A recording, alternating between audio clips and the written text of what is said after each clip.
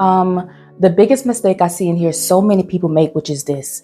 We gotta stop believing that having a good credit score guarantees that you'll be presented with the best interest rate options. Even if you have a credit score of 733, 750, 810, 833, you shouldn't stop asking questions on what is being presented to you in terms of interest rates attached to the car loan, the credit card, or any other type of finance loans. Because having a high credit score doesn't mean that you'll automatically get the best deal. And also, there's a lot of people who honestly don't even know what their interest rate is. All they focus on is that they got the car they wanted, or they got approved for whatever they needed the loan to be or the credit card to be. But they often overlook the real cost, which is in the interest. You can afford that monthly payment, but in the end, you can't afford the interest rate that's attached to it. And many people don't realize it until the novelty wears off or until they're too far in. That interest rate means you're paying much more than what you originally borrowed, and unfortunately, many people miss that.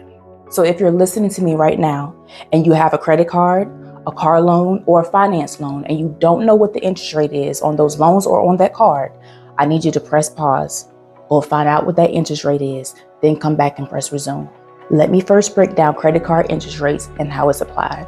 Let's say you have a credit card with a 27% interest rate, and you have a balance of $10,000 and you're paying the minimum payment of $250 a month. It'll take you 8 years and 8 months to pay off that credit card because you have to pay back what you borrowed, which is the $10,000 plus the accrued interest at 27%. This is what it looks like in the end.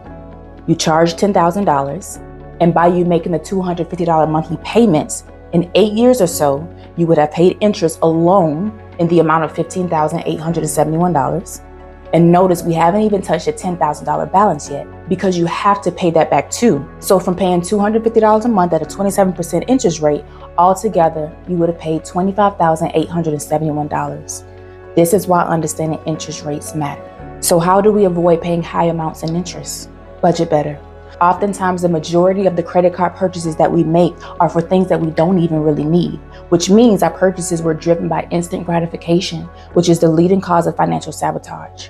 We swipe and swipe and swipe without thinking about how much we're actually accumulating. And it's not until the bill arrives that we realize the extent of it. And sometimes we don't even realize it then. This happens because we're not budgeting or being mindful of what we're charging, or more importantly, why we're charging it. And do we really need what we just charged? Pay off what you charged in full before the end of your billing cycle's grace period. Let me explain. Let's say your billing cycle is January 1st through January 31st. During this billing cycle, let's say you make purchases totaling $500 on your credit card. And throughout the month, you use your card for various purchases like groceries, eating out for lunch, eating out for dinner, filling up your car with gas, going to Starbucks and ordering some things from Amazon. And on February 1st, you receive your credit card statement for that $500 that you charged in January. Now, the grace period after your billing cycle ends is usually around a 21 or 25-day window. So your due date is likely around February 21st or February 25th. But for this scenario, let's just say the due date is February 25th. Now, if you pay the $500 in full by February 25th, no interest has occurred. But if you only pay the minimum payment of $50 by February 25th, you will be charged interest on the remaining balance of $450 that you didn't pay off. So let's keep going. You carry over that $450 balance, and now let's say on February 10th, you buy a new phone or a dope pair of sneakers for $300. Since you didn't pay off that $450 previous balance in full, that $300 purchase made on February 10th starts accruing interest immediately from the moment that transaction posted to your account because there's still an outstanding balance. The biggest misconception is that most people think, or perhaps were taught, that, just make your minimum payment on time and you'll be good. While it's true you should pay your balance on time, limiting it to just paying your minimum balance on time is incomplete because in the end you won't be good. Making your minimum payment only is costly for you in the end, and that's what isn't always fully explained. Especially because credit cards has a variable interest rate, not a fixed interest rate, which means with the variable interest rate, it can change and fluctuate at any time, which is why I always stress that it is important to make sure that you are reviewing your statements periodically. I want you to always remember this. Interest on debt compounds quicker than interest on investment. How convenient, huh? Think of it this way. If my credit card interest rate is 23%, 25%, 27% or higher, where can I go or where can I get a return on my money at a 23, 25, 27% rate? And that made me realize, dang, the interest on debt compounds quicker than the interest in investing. And I don't want that kind of compounding. We got to shift our mindset to this standard. I want to be paid interest, not pay interest, especially on purchases that really wasn't a true necessity. Was that phone or that pair of sneakers really worth that 23 or 27 or 30% hit you taken because you couldn't pay the balance off in full? Was that handbag or all of those Christmas gifts that were charged really worth getting plummeted with that kind of interest rate? So before charging that card, if you can't pay it off before the end of the billing cycle, ask yourself this: is this hit that I'm about to take really worth it? And when it comes to buying cars for the clicks, oohs, and ahs, was financing that $60,000 car, that 15% interest rate or higher, was that hit really worth it?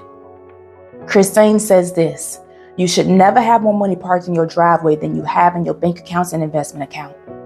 That type of mindset and pride will sabotage your ability to build wealth and have financial security. Pride comes before the fall. It ain't worth it. You know, although I can't stand consumer type loans because I don't like paying interest, I like to be paid interest. I also understand that many people who look like me may not be there yet. So I want to make sure that I speak to my community from where they are and give them gems and insight that can apply to them too, because there might be someone listening who may not have the $10,000 in the bank yet, or the $20,000 in the bank yet, or the $80,000 in the bank yet. And notice I said yet, but they're on their way. But from where they are, they want to know, what can I do with where I am until I get there? So here it is. Knowing your interest rate is such a game changer.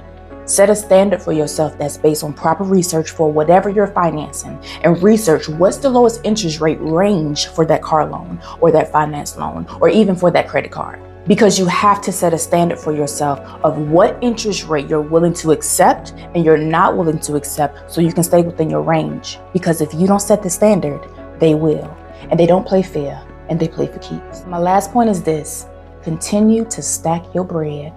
So one day, interest rates isn't always a topic of conversation with what you're about to purchase. Get that emergency fund up to 6 months of living expenses. So not if, but when that rainy day comes and you're faced with a $5,000 emergency situation, you're not trying to figure out what's the best interest rate for you.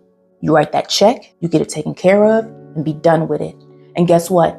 You still got one heck of a cushion after that check clears. You know, I understand that if you're listening, you may not be there yet. And the key word here is yet. But don't stop working towards that, because with much consistency and discipline, you'll definitely get there. Hey family, I hope you enjoyed today's Wealth and Wisdom conversation. My goal is to bring financial insight to the everyday person, the average income earner who may feel like some of the information that is out there is a bit too advanced for where they are right now. And I'm here to bridge that gap and offer real practical insight for those looking to level up their finances no matter where you're starting from. So make sure you like and subscribe to this channel. Share this video with at least 10 people that you know. I'll be dropping more videos like this every Wednesday. Always remember, your mindset is the key to unlocking your financial freedom. It's time to leave behind what's comfortable for what's possible. All we have is now, so start now. See you next week.